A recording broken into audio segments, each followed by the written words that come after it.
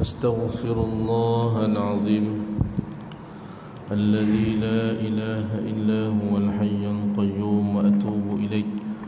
أستغفر الله العظيم الذي لا إله إلا هو الحي القيوم وأتوب إليه. أستغفر الله العظيم الذي لا إله إلا هو الحي القيوم وأتوب إليه. أعوذ بالله من الشيطان الرجيم. بسم الله الرحمن الرحيم. السلام عليكم ورحمة الله وبركاته. الفاتحة. أعوذ بالله من الشيطان الرجيم. بسم الله الرحمن الرحيم. الحمد لله رب العالمين الرحمن الرحيم مالك يوم الدين إياك نعبد وإياك نستعين اهدنا الصراط المستقيم صراط الذين أنعمت عليهم غير المغضوب عليهم ولا الضالين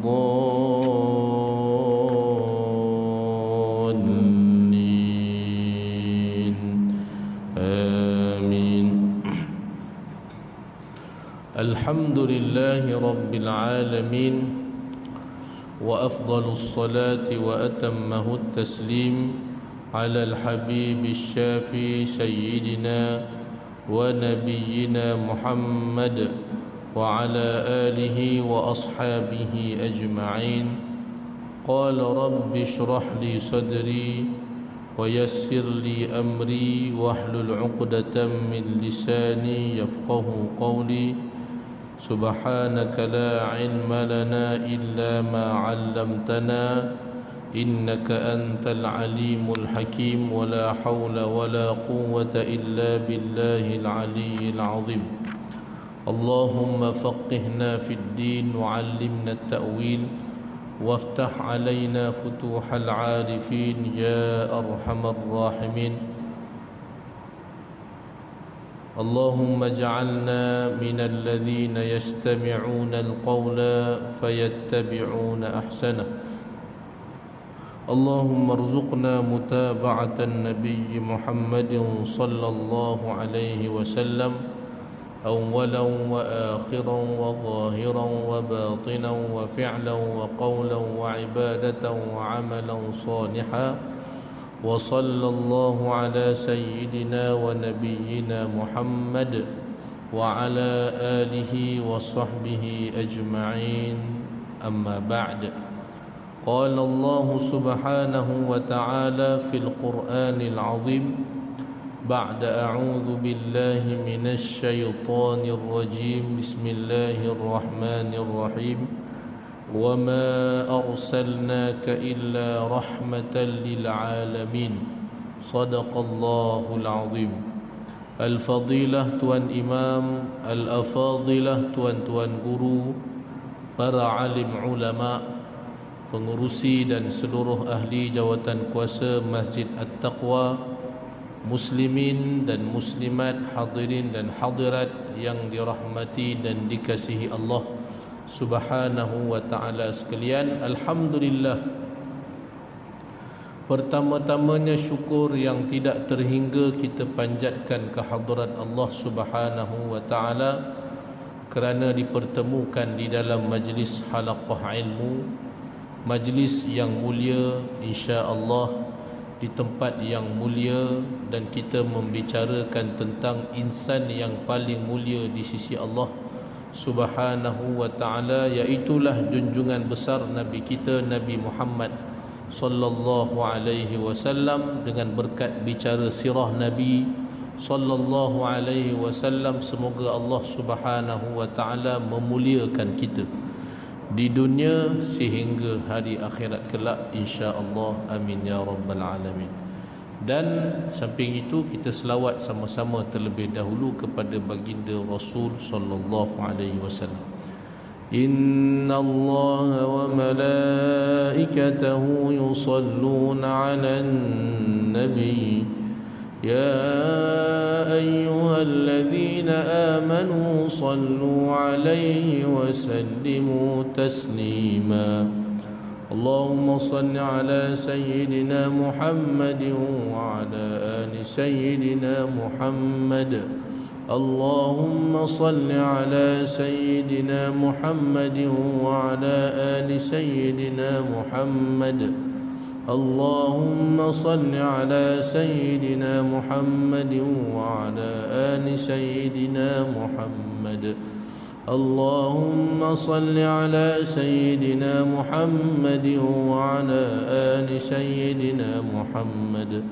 اللهم صل على سيدنا محمد وعلى آل سيدنا محمد. اللهم صل على سيدنا محمد وعلى آل سيدنا محمد. اللهم صل على سيدنا محمد وعلى آل سيدنا محمد. اللهم صل على سيدنا محمد وعلى آل سيدنا محمد. اللهم صل على سيدنا محمد وعلى آل سيدنا محمد. اللهم صل على سيدنا محمد وعلى آل سيدنا محمد. Alhamdulillah, mudah-mudahan selawat yang dipanjatkan diterima Allah Subhanahu wa ta'ala, insya-Allah. Amin ya rabbal alamin.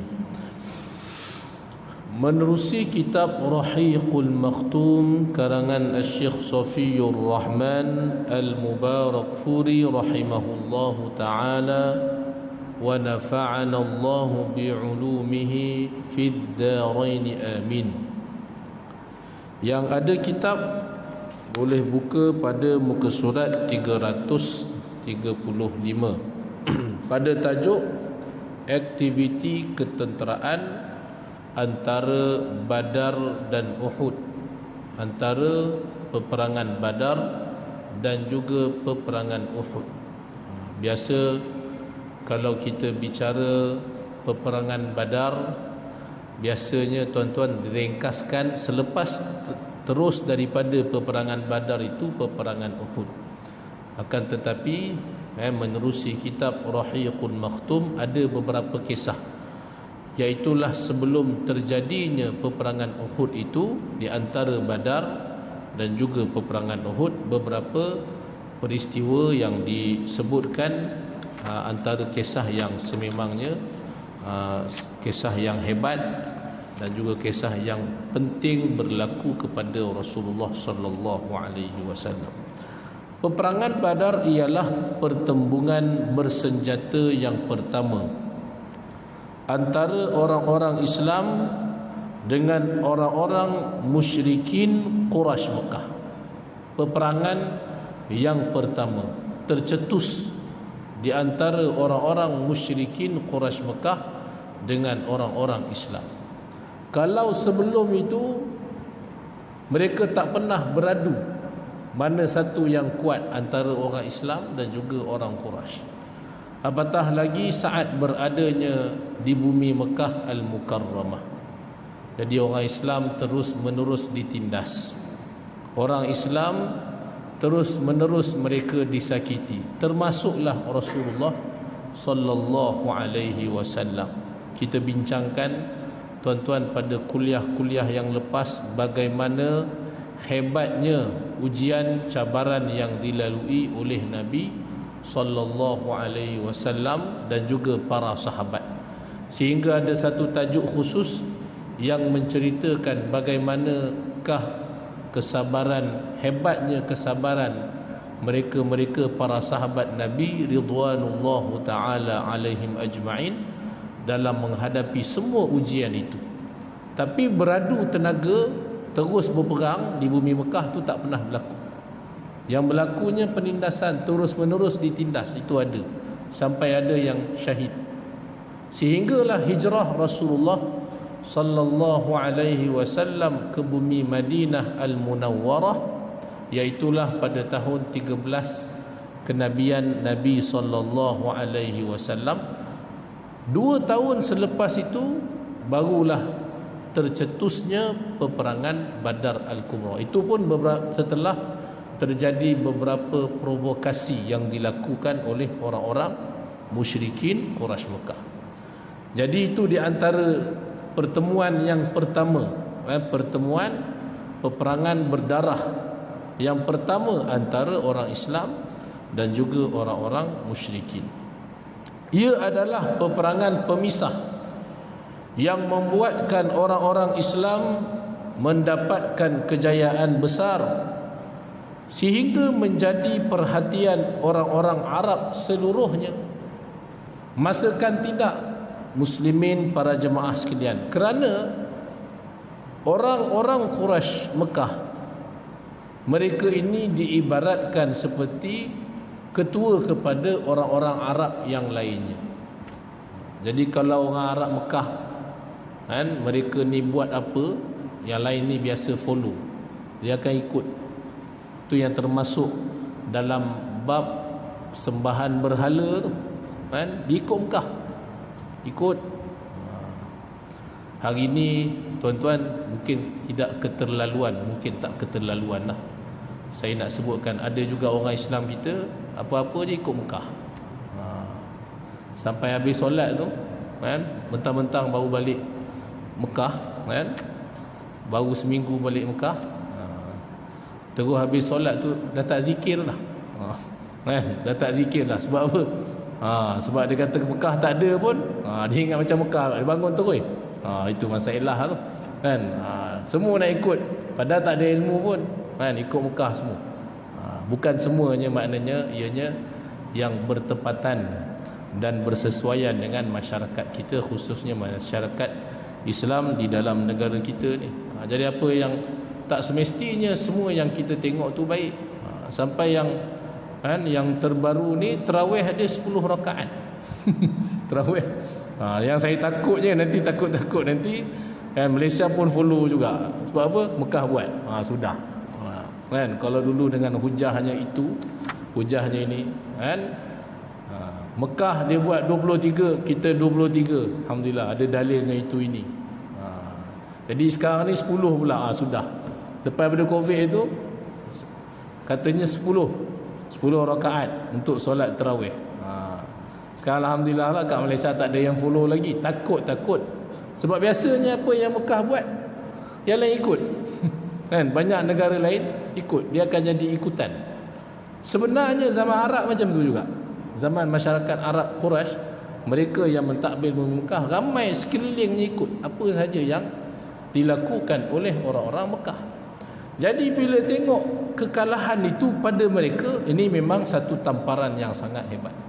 Orang Islam Madinah Al-Munawwarah sehingga menjadi perhatian orang-orang Arab seluruh dunia.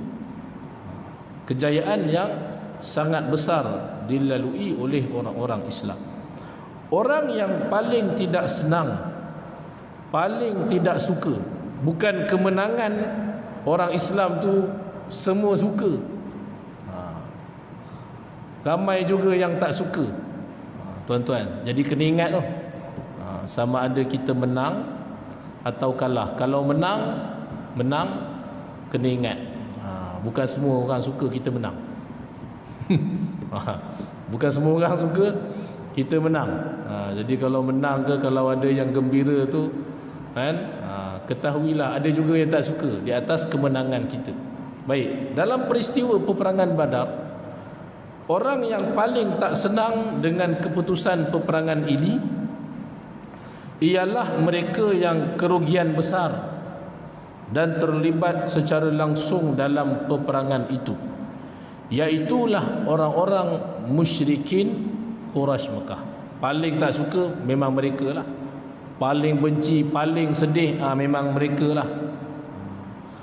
Begitu juga atau orang-orang yang mempunyai tanggapan bahawa kekuatan orang-orang Islam akan menjadi pemusnah kepada penguasaan hal-hal agama dan ekonomi di kalangan mereka, iaitu orang-orang Yahudi. Orang Yahudi pun termasuk daripada kalangan mereka yang benci dengan kemenangan Islam, tak suka dia. Tetapi mereka ni tak ada kuasa, mereka tak ada kekuatan. Yahudi di bumi Madinah Al-Munawwarah saat tiba Rasul sallallahu alaihi wasallam dalam peristiwa hijrah, Nabi SAW mengadakan piagam Madinah sama dengan orang Yahudi. Jadi ada perjanjian dia tuan-tuan, yang mana mereka ni ikut. Cuma lepas daripada itu, kerana mereka ni satu persatu, orang Yahudi ni memang kalau sejarah dia selalu mencabuli perjanjian.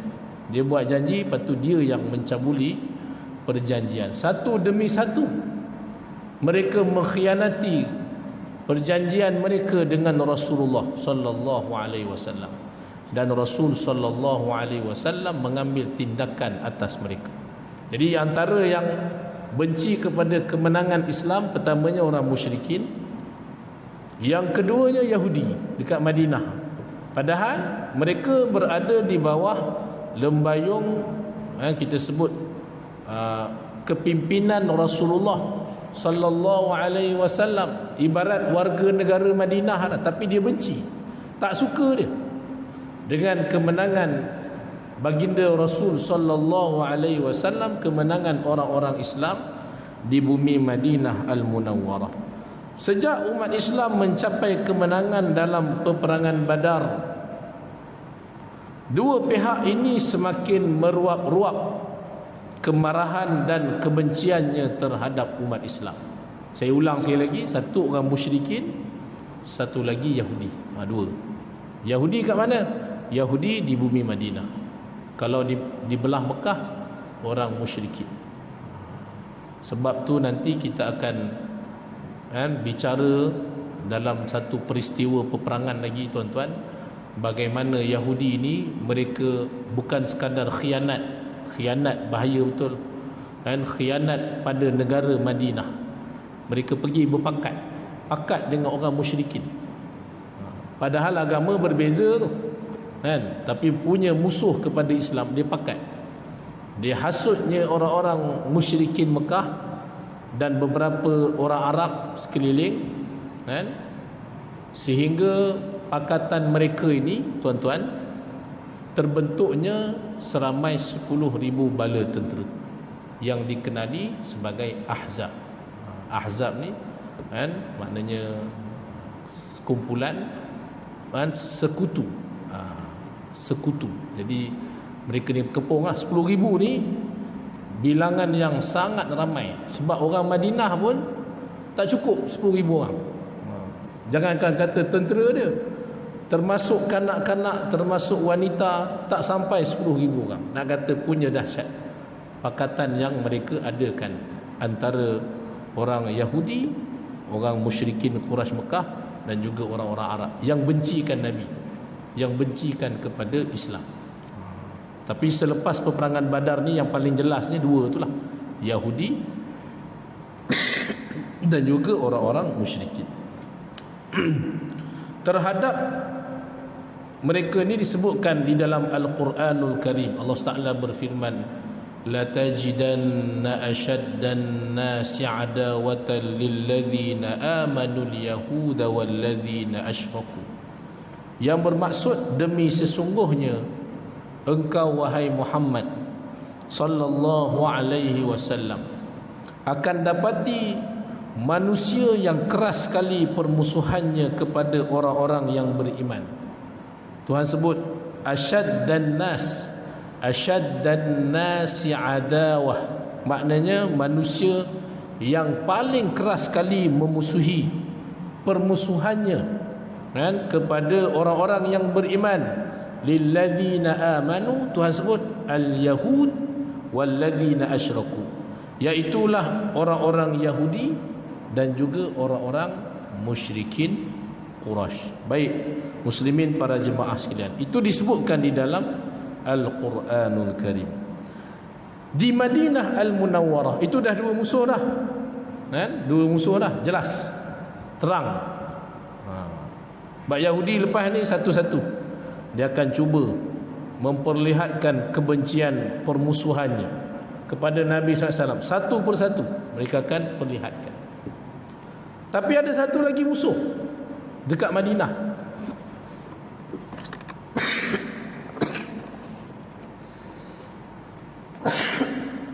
Allahumma salli.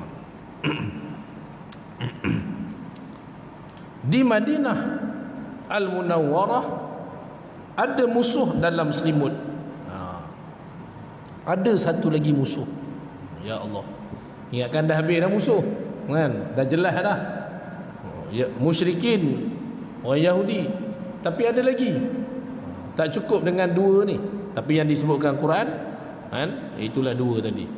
Yahud walladzina asyraku. Tapi yang berlakunya, realitinya dekat bumi Madinah sendiri, iaitulah daripada kalangan orang-orang Arab sendiri. Orang Arab pun ada benci juga.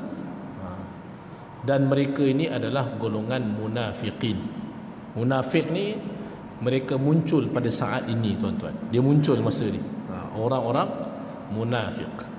Di Madinah ada musuh dalam selimut, golongan munafik, yang terdiri daripada dua kumpulan ini.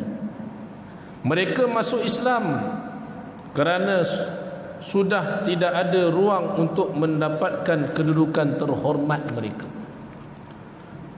Mereka ialah Abdullah bin Ubay bin Salul. Jangan sambung radhiyallahu anhu, kan? La'natullahi alaih. Walaupun Abdullah, kan? Dia bukan sahabat. Dia ketua munafik. Ketua munafik Abdullah bin Ubay bin Salul.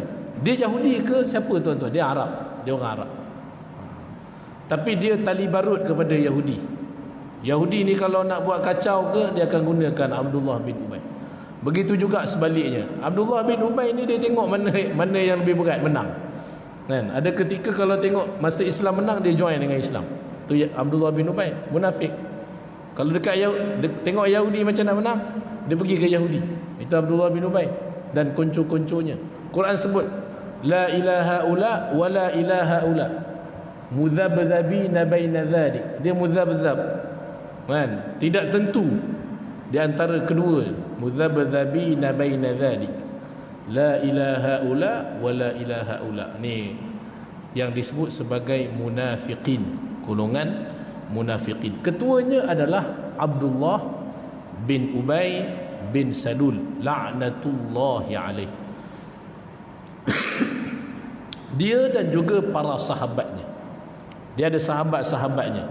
Sahabat-sahabat Abdullah bin Ubay bin Salul ni, tuan-tuan, yang mereka ni konon-kononnya bakal dilantik sebagai menteri kepada Abdullah bin Ubay bin Salul sebelum hijrah Nabi sallallahu alaihi wasallam ke kota Madinah Al-Munawwarah. Orang-orang Madinah ni, mereka ni dah sepakat habis dah. Balik sahaja musim haji tahun 13 kenabian tu, mereka nak lantik dah Abdullah bin Ubay jadi pemimpin. Bahkan nak jadi raja dah. Mereka dah siap sedia mahkota yang bertatahkan permata, berlian dan sebagainya untuk ditambalkan Abdullah bin Ubay sebagai kepimpinan raja di bumi Madinah. Tapi tiba-tiba balik sahaja daripada haji musim 13 kenabian, musim haji tahun ke-13 kenabian, lain pula yang berlaku. Iaitulah ramai daripada kalangan orang Madinah ni dah masuk Islam. Dah lain pula jadinya. Jadi kan, mereka tidak melantik lagi Abdullah bin Ubay sebagai pemimpin, dilantiknya Rasulullah sallallahu alaihi wasallam. Jadi ada simpan di dalam hati sanubarinya dendam kesumat terhadap Rasul sallallahu alaihi wasallam. Ini penyakit dengki, hasad, penyakit yang paling bahaya. Penyakit hasad ni, tuan-tuan, dia punya kan, jenayah dia tu, ataupun dia punya kan, dia punya apa nak sebut kan. Dia punya sakit dia tu sampai ke tahap kronik jadi munafik. Abdullah bin Ubay bin Salul. Jadi mereka ni bila peperangan Badar menang orang Islam, dia masuk Islam. Pertamanya dia masuk Islam, dia tak ada jalan dah. Dan dia tengok orang Islam menang ramai raya pula tu takbir, dia pun join sama lah, masuk Islam. Mengucap di hadapan Rasulullah sallallahu alaihi wasallam, mengucap 2 kalimah syahadah, padahal benci amat kepada Nabi sallallahu alaihi wasallam. Kumpulan ini tidak kurang kebenciannya terhadap orang-orang Islam berbanding dengan 2 kumpulan tadi, yang mana Al-Quran menyebutkan, kan, Allah Subhanahu wa taala berfirman, start awal daripada surah Al-Baqarah cerita dah tentang orang-orang munafik. Wa minan nas man yaqulu amanna billahi wa bil yaumil akhir wa ma hum bimu'minin. Dan ada di antara kalangan manusia yang mereka ini mengatakan dengan lidah mereka, kami beriman dengan Allah dan juga hari akhirat, dan sebenarnya mereka itu tidak beriman. Walaupun zahir, kan, zahir mereka mengucap 2 kalimah syahadah, beriman dengan Rasulullah sallallahu alaihi wasallam. Zahirnya diucap 2 kalimah syahadah, siapa yang dia mengucap kalimah syahadah, Islam dia, tuan-tuan.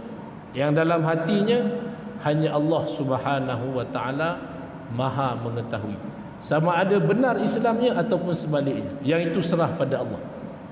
Jadi kalau ada orang nak masuk Islam, kan, dia masuk Islam, dia ucap 2 kalimah syahadah, insya-Allah diterima keislaman dia. Tentang hatinya, sama ada dia masuk itu kerana apa? Benarkah kerana Allah?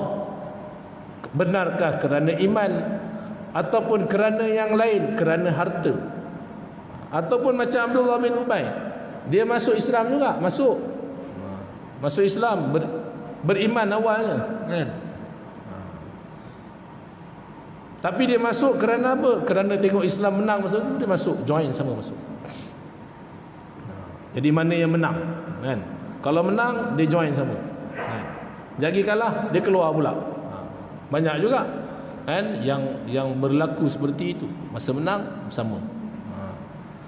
Allahumma salli ala sayyidina Muhammad. Itu golongan yang disebut munafiqin. Tuhan sebut wama hum bimu'minin, wama hum bimu'minin. Sebenarnya mereka tidak beriman. Di sana ada satu lagi kumpulan selain daripada golongan munafiqin tadi, dia masuk Islam, tapi sebenarnya munafik, itu benci kepada Nabi. Tapi ada lagi satu lagi kumpulan, maknanya banyak sungguh lah, banyak, iaitu orang-orang Arab Badawi. Orang Arab Badawi yang mereka ini menetap di sekitar kawasan-kawasan Madinah.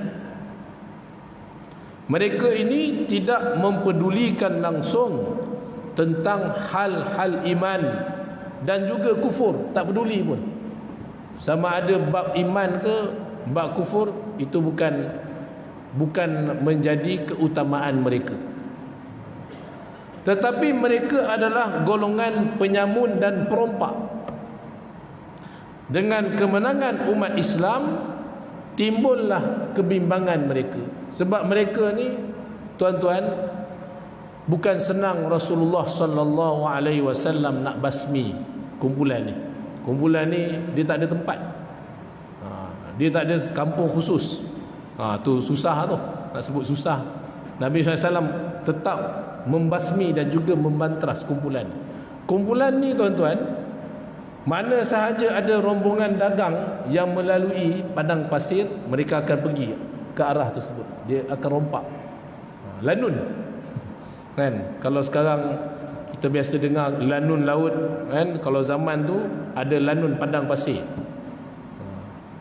Dia bab iman ke bab kufur tak peduli, kan? Dia orang Badawi, kerja dia merompak, curi. Jadi pencuri ni, perompak-perompak ni, paling takut dia bila mana Islam menang. Paling tak suka. Kalau Islam menang, dia tahu bila mana Islam ditegakkan, ia akan pertama dibasmikan mereka ni, kan? Sebab Islam tak sesekali tak benarkan kepada pencurian. kan, rompakan dan sebagainya. Itu Islam.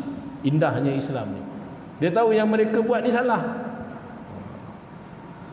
Jadi mereka ni musuhnya kepada Nabi itu kerana mereka ni pencuri. Musuhnya kepada Nabi itu kerana mereka ni adalah perompak. Mereka bimbang kalau Madinah akan menjadi sebuah negara yang akan menghalang mereka daripada memperolehi sumber kehidupan dengan cara samun dan rompak. Kerana itulah maka mereka turut menyimpan dendam terhadap orang-orang Islam serta turut menjadi musuh orang-orang Islam. Dan mereka ini juga subhanallah dibasmikan habis oleh Rasulullah sallallahu alaihi wasallam setelah peperangan Ahzab. Peperangan Ahzab, lepas Ahzab tu tuan-tuan ada peperangan Yahudi, Khaybar. Lepas Khaybar Nabi SAW menghadap mereka ni. Bukan senang tu kerana apa? Mereka ni tak ada tempat duduk, tak ada kampung khusus. Kalau Yahudi dia ada kampung, dia ada kubu. Sesusah-susah nak menghadap Yahudi, kubunya Nabi SAW tetap dapat robohkan kubu mereka yang kuat itu. Tapi masalahnya yang ini tak ada tempat, entah mana duduk, lagi payah. Tetap dapat dibasmikan oleh baginda Rasul sallallahu alaihi wasallam. Begitulah bahaya-bahaya yang mengepungi umat Islam daripada segenap arah. Ingatkan cerita menang di Badar tu habis happy ending lah. Sebenarnya masih awal lagi. Jangan ingat kita menang habis terus, berjaya terus. Selagi kat dunia ni tuan-tuan, selagi nyawa dikandung badan, hidup di atas muka bumi Allah Subhanahu wa taala, selagi belum mati dalam husnul khatimah, selagi itulah adalah beberapa cabaran, ujian yang kita bakal tempuhi. Ada cabaran, dia tak pernah berhenti tu tuan-tuan.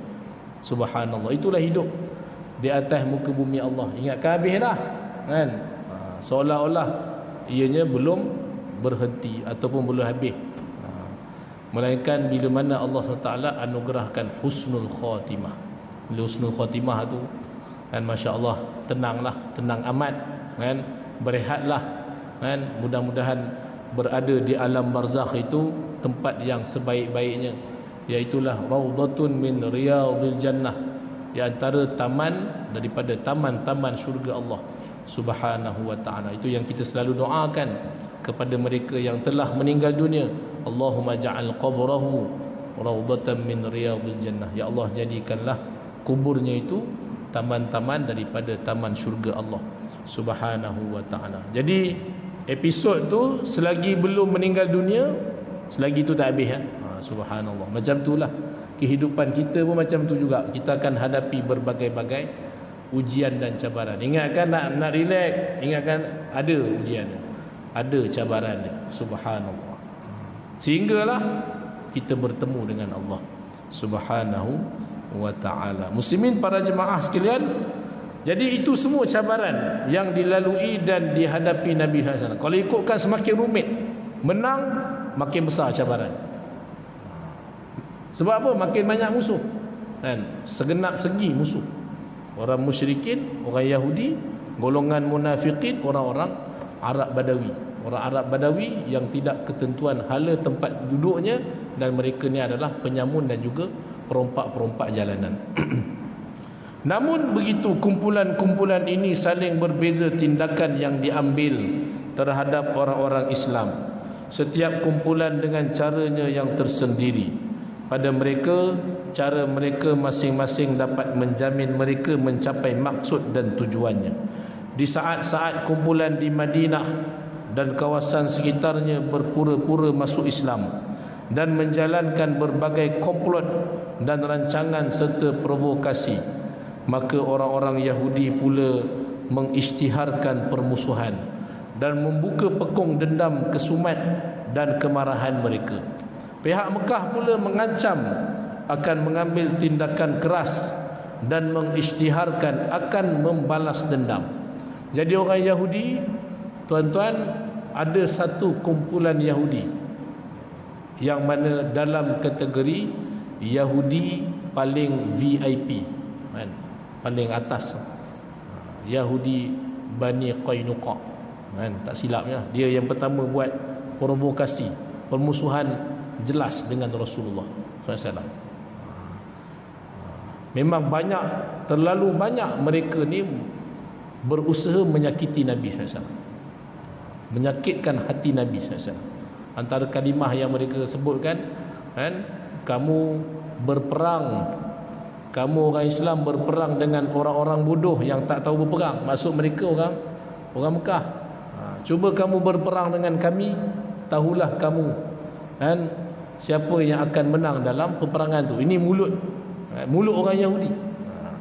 Mereka selalu cuba untuk menyakiti hati Nabi sallallahu alaihi wasallam. Manakala pihak Mekah pula mereka mengancam nak balas dendam, itu yang terjadinya peperangan Uhud. Di samping mereka mula mempersiapkan keperluan-keperluan umum secara terang-terang, mereka menyampaikan mesej itu kepada umat Islam melalui tindak tanduk lisanul hal yang mereka lakukan.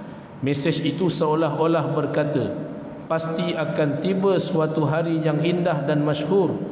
Terus menerus terdengar olehku suara-suara rintihan.